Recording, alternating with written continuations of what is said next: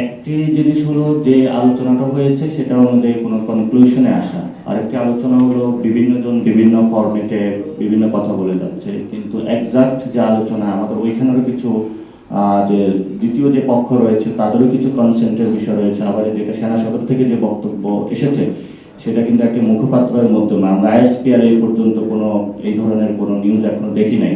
আমরা যখন সেনা সদর থেকে এই ধরনের কোনো ব্রিফিং বা আইএসপিআর এর মাধ্যমে কোনো কিছু জানবো, তাহলে আমরা সেখানেও পার্টির প্রেস ব্রিফিং এর মাধ্যমে এই বিষয়ে অবগত করবো। এর মধ্যে হলো আপনারা দেখেছেন আমাদের দলীয় এখন কোনো এই পর্যন্ত স্ট্যান্ড যায়নি, ফলত বিভিন্ন পার্টির লিডাররা হলো বক্তব্য দিয়েছেন এবং সেনা সদর থেকেও আমরা দেখেছি হলো তাদের একজন মুখপাত্র যার নাম উল্লেখ করা হয়নি সেখান থেকেও একটি বক্তব্য এসেছে। তো এই জন্য আমরা দেশবাসীকে অনুরোধ করব, সাংবাদিকদের অনুরোধ করব, আইএসপিআর কি বক্তব্য দিচ্ছে এবং আমাদের দলীয় ফোরাম থেকে প্যাডে যে প্রেস রিলিজ দিচ্ছে সেটার জন্য অপেক্ষা করার জন্য। তো আমরা দুটো জায়গায় থেকে বক্তব্য আসার জন্য আমরা একটু অপেক্ষা করতে হবে। এখানে বিভিন্ন জায়গায় বিভিন্ন বক্তব্য এসেছে। আপনারা বিএনপির একটা বক্তব্য দেখেছেন যে সালাউদ্দিন সাহেব বলেছিল আওয়ামী লীগ নিষিদ্ধকরণ। তো সেখানে নিষিদ্ধকরণ প্রশ্নে বা তাদের যে ইলেকশন কমিশনের যে নিবন্ধন প্রক্রিয়া সে বাতিল ক্রমে কিন্তু মাঠে একটি আন্দোলন শুরু হয়েছে এবং সেই আন্দোলনের জায়গায় কিন্তু যখন মাঠে আন্দোলন শুরু হয় তখন কিন্তু মাঠে মিলিটারি ফোর্সও আছে এবং পুলিশ ফোর্স অ্যাক্টিভ আছে।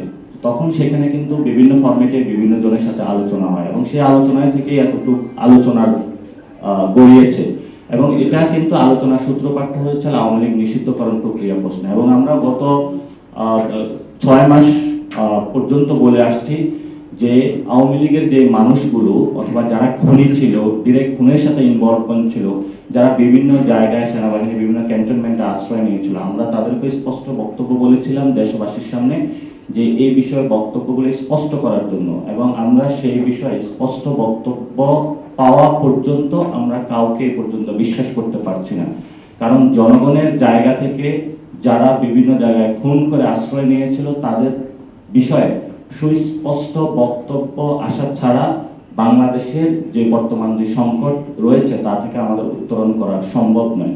কিন্তু ঘটনাগুলো চলমান প্রবাহমান এবং সেই জায়গা থেকে আওয়ামী লীগের কোশ্চেনটা যেহেতু এখন অনেক বেশি মানুষের সামনে এসেছে এবং তারা দেশি বিদেশি অনেকগুলো আন্তর্জাতিক চক্রান্ত করে যাচ্ছে এবং অন্যান্য দেশের যে অ্যাম্বাসেডারগণ রয়েছেন তারাও যখন বিভিন্ন জায়গায় বিভিন্ন ফরম্যাটে কথাগুলো বলে যাচ্ছেন তখনই কিন্তু আমাদের সামনে এসেছে। তো সেই জায়গা থেকে আমরা স্পষ্টত করেছি এবং গত কয়েকদিন ধরে আমাদের যিনি দলীয় প্রধান নাহিদ ইসলাম এবং সেক্রেটারি জেনারেল আখতার হোসেন স্পষ্টত করেছেন রিফাইন্ড হোক যেই কোনো মূল্যে বাংলাদেশে আওয়ামী লীগের কোনো রাজনীতি করার অধিকার নাই। আমরা এই বিষয়ে ঐক্যবদ্ধ থাকবো, সেটা রাষ্ট্রীয় প্রতিষ্ঠান হোক যেই কোনো প্রতিষ্ঠান হোক, কেউ যদি আমাদের সামনে দাঁড়ায় আমরা সে যুদ্ধ চালিয়ে যাব ইনশাআল্লাহ। সেই ক্ষেত্রে সেনাবাহিনীর থেকে আমরাও তাদেরকে বলবো যে আপনারা দায়িত্বশীল আচরণ করুন, পলিটিক্যাল ম্যাটার পলিটিক্যাল যারা পার্সন দল রয়েছে তাদেরকে আপনারা ডিল করতে দেন এবং এখানে বিভিন্ন জায়গা থেকে যদি কোনো গোষ্ঠী বিভাজনের প্রচেষ্টা চালায় সেটা নিয়ে এনসিপি ঐক্যবদ্ধ ছিল, থাকবে এবং ভবিষ্যতে বাংলাদেশের পক্ষে কাজ করে যাবে। ধন্যবাদ।